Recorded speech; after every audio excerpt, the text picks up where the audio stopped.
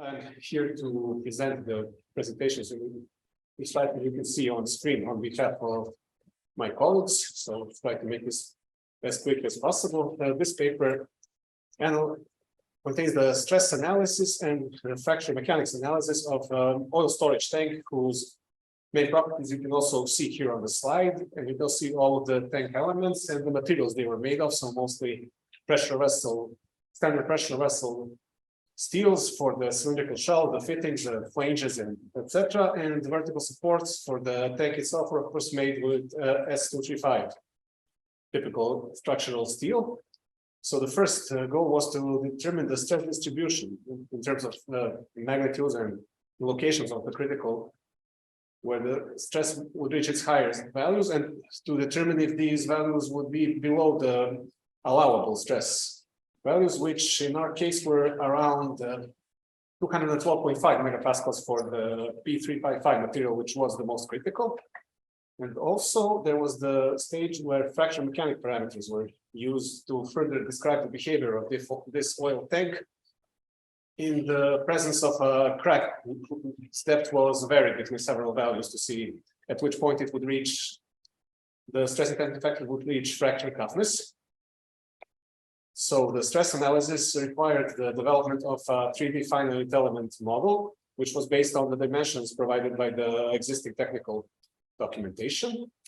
And here you can see the sketch of the pressure of the oil storage tank in question with all of its parts. And you can also see some examples of how the fittings, the blind ranges, connections, and manhole covers were all modeled using the CATIA 5 software.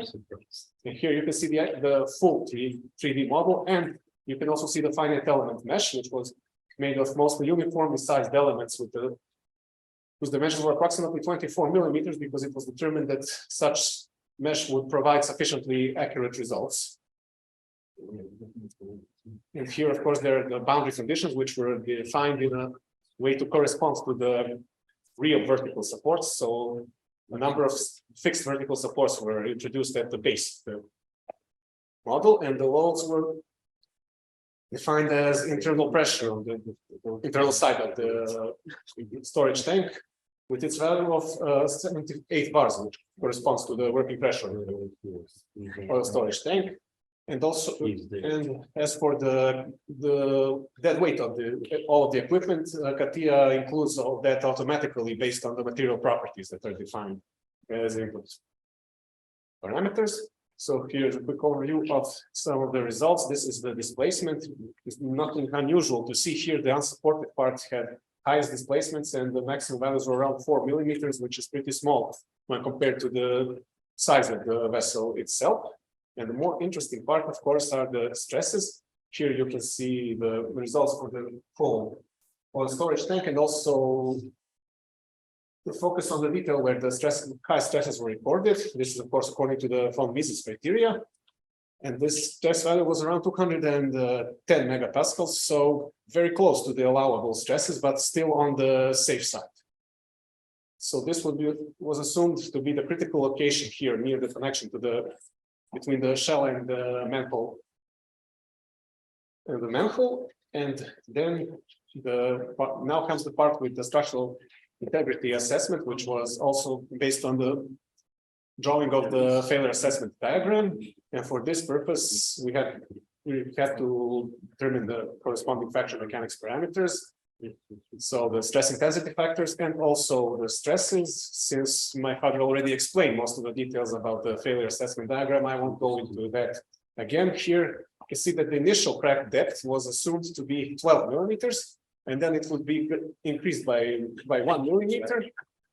And finally, to determine that for the length of 15.6 millimeters, the stress intensity factor would come very close to the previously determined critical value, also known as fracture toughness, which you can see on the table. And here is the failure assessment diagram that was drawn. As you can see, all 5 points for all 5 crack lengths are relatively close to the critical line, with the crack depth of 15.6 millimeters being exactly on that line, on the limit between the safe and the failure. And from this, we can also see that if the crack were to propagate beyond that length, we would be in the area of the brittle fracture because the stress intensity factor would exceed the critical value, which is the less favorable case. It would be better if it was more to the lower and the right. And then we would have ductile failure, which is a lot less catastrophic when it comes to pressure vessels. So this, in short, was a quick demonstration of how classic stress analysis and fracture mechanics can be combined into a very quick and effective method to determine the behavior and the structural integrity of a pressure vessel in the presence of a crack. We can see it is quite easy to vary the crack length or depth, whatever we need, and to determine its exact critical value. Of course, these are some pretty extreme cases, because if we had a 12-millimeter deep crack to begin with, that would have to be fixed anyway. But the method is proven very effective at determining at which point the critical value of the stress intensity factor will be exceeded. So thank you for your attention. I hope this was quick enough. Thank you.